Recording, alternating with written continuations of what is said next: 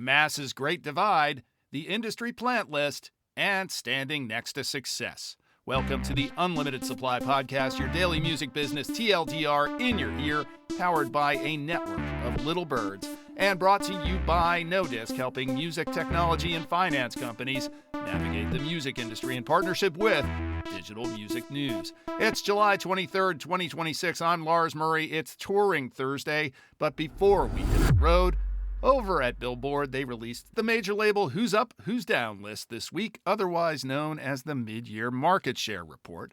The cast of characters rarely changes, but the standings do, as Interscope and Republic and Columbia and Atlantic are never far from the top of the heap. Republic led the pack this half. It surged back to lead on the backs of Noah Kahan and, Drake, even though he's at war with Universal Music Group. Atlantic stayed second with Bruno Mars and Don Toliver driving things, and Interscope recovered from a dip with Olivia Rodrigo. Product flow is more important than ever, as, remember, market share now determines actual payouts. UMG, Sony, and WMG maintained their seemingly permanent 1-2-3 label group standings, but indies picked up 3% year over year. Dan Reese has all of the details over at Billboard. Back at the end of April, our Unlimited Supply Job of the Week was the opening for the CEO of the Academy of Country Music. Search information was provided to us by Ace Recruiter and friend of the pod, Tom Truitt,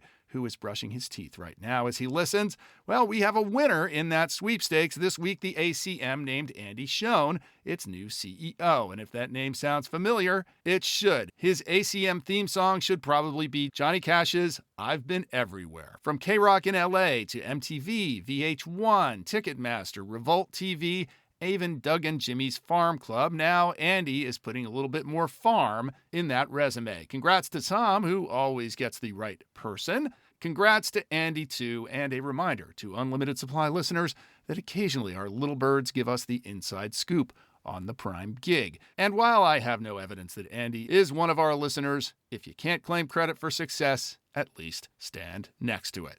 Okay, let's hit the road. The fun continues in court for Live Nation. They're not out of the woods yet. As you may remember, Live Nation settled with the federal government a while back, which didn't stop the state attorneys general from keeping up the pressure and the lawsuits. But maybe all of that federal prosecutorial budget and effort won't go to waste. The attorneys general have filed to get access to the discovery that happened in the federal lawsuit.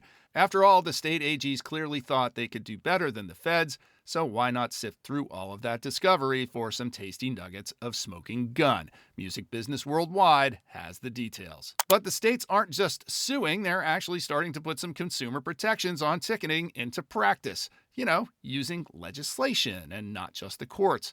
Last week, the District of Columbia passed a ticketing act, and now the state of Massachusetts is following up and taking action. This week, Massachusetts Governor Maura Healey, an ex-AG herself, so she probably knows a little bit about what other state AGs are doing, announced the Great Divide Act, aimed at cleaning up scalping in Massachusetts. The measure would cap resale event ticket pricing at 110% of face. It would limit secondary platforms' fees to 10%, and it would ban ghost tickets. It also boasts high-profile celebrity backing from Noah Kahan and industry association support from the likes of the National Independent Talent Organization, or as we love to call it, NITO, Indie Label Association A2IM, Major Label Association, the RIAA, and the National Independent Venue Association. Basically, it's everybody versus Ticketmaster and Live Nation. Dylan Smith had more details, including some commentary from Nathaniel Maroth, the head of NITO, over at Digital Music News. Otherwise, a pretty slow week in the world of live entertainment outside of the usual fall tour announcements.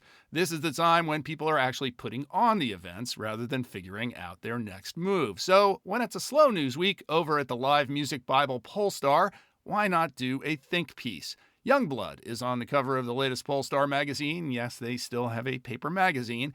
And J.R. Lind took the opportunity to do a bit of a rant, really, on the popular epithet industry plant. And I've got to agree with him, industry plant may be a satisfying thing to call an artist you don't like or that you think is overhyped, but for anybody listening to this podcast naive enough to use that term in that way, it's kind of, stupid. And for anybody who champions the authenticity of their favorite popular and successful artists and thinks they're not an industry plant, let me disabuse you of your misconception. Here is a short list of artists who would qualify as industry plants: Radiohead, Daft Punk, The Beatles, The Rolling Stones, Led Zeppelin, Tupac, Biggie, Jay-Z, Kendrick. The list rolls on and on. In fact, the only artist I can think of who achieved any legendary success without any taint of industry planthood are, staccato snare roll please, Minor Threat. So, the only true refuge from industry planthood is putting on Minor Threat's legendary single album CD compilation on repeat for the rest of your life, which, even if it's your favorite album and it's close to mine, might prove a little monotonous after a while. Anyway, J.R. Lind deconstructs the industry plant phenomenon over at Polestar. Every Thursday, we spend an inordinate amount of time scanning the listings, sifting for nuggets, and helplessly hoping that one day Claude will be able to do the heavy lifting for us. Yes, by brute force and with a little help from Claude, we assemble and discuss the artists dominating their markets, a few artists who might be punching above their weight, and a few, you might be surprised, still have tickets available in the U.S. music capitals, New York, L.A., and Nashville. We call it the Who Sells Out. In New York, it's Syd Schwartz week at Madison Square Garden. Syd, of course, writes erudite commentaries over at his Jazz and Coffee Substack, and it's a good read even if you don't fancy jazz, coffee, or 12-minute guitar solos like Syd does. I just hope Syd hasn't crossed James Dolan in any way, though, because that facial recognition thing is real, and it's a bitch. There is no parking lot at Madison Square Garden, or else Syd would probably be camping out and selling homemade burritos there all week. But Dolan may want to make sure he's not camped out in the Zamboni garage or something. And why is it Syd Schwartz week at Madison Square Garden? Well, because Phish has a multi-run night at the Garden tomorrow, Saturday, Monday, and Wednesday. And of course, it's Phish, so they were sold out. But wait, there's more for Syd. Rush's 50-something reunion tour is also a sellout at the Garden. Geddy Lee and Alex Lifeson's first tour together in 11 years, and the band's first live show since Neil Peart's death in 2020. Yes, it is pronounced Peart, and I don't know how to correctly pronounce the name of his successor, Annika Neelis. Anyway, the full run of Rush shows is spread out over 2 weeks. It all starts Tuesday. All 4 dates sold out shortly after tickets went on sale. And Syd really isn't as much of a Bon Jovi fan, so maybe he's just making his burritos during Bon Jovi's Madison Square Garden shows. That's tonight and Sunday, part of that 9-show stand at MSG. The notable club shows in New York: Earth Eater is a sellout tomorrow and Saturday at the Bowery Ballroom. Kamasi Washington, though, is not a sellout at Music Hall of Williamsburg. He's doing 2 nights next Wednesday and Thursday. In L.A. tonight, Howard Jones is playing the Greek Theater, and Everybody Can Wang Chung tonight, too. They are the openers, still tickets available for that.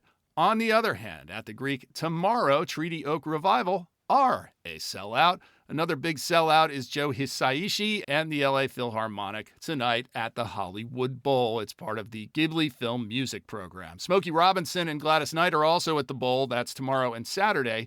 It's just the two of us at double bill. Still tickets available for that. Over in the clubs, Riff Wood, a.k.a. the Mormon Linda Lindas, are playing the Troubadour tomorrow night. Still tickets available for that. In Nashville, where nothing ever sells out, well, Claude still thinks that Meghan Trainor is playing the Bridgestone tomorrow. I got news for you, Claude. It got canceled a long time ago, as did the Pussycat Dolls show, which was supposed to happen next week at Ascend. Alan Parsons is playing live at the Ryman. That's tonight. Still tickets available for that. Blackberry Smoke are playing a 2-night stand on Friday and Saturday. It's not quite sold out, but obviously close enough that they're playing 2 nights. And that's another Touring Thursday. Support for Unlimited Supply is provided by you, our listeners, and we have a couple of rewards if you support us during this, my birthday week support drive. The Unlimited Supply trucker hat is the ultimate accessory for the music industry insider. It'll signal to other industry insiders that you know the real score. You know who sells out. You know that no conflict means no interest. You know to stand next to success when you can't claim credit for it. And most of all, it signals that you know who you are and why you are here in every situation. It's available at unlimitedsupplypod.com. If you like what you hear, please hit that follow button wherever you get your pods. For my birthday, I live for your praise and encouragement, but it helps a lot more if you drop us a rating and or a review on Apple Podcasts, YouTube, or Spotify, and tell a friend or 3 and or follow us on Substack. Links are in the show notes, but you can visit unlimitedsupplypod.com to sign up for our newsletter, to tell us what you think about the show, to suggest feature ideas, to feed us info, to feed us lunch, to call us out on our dubious assertions, and to tell us what we're missing out on. I'm Lars Murray, and remember, in this business, no conflict means no interest.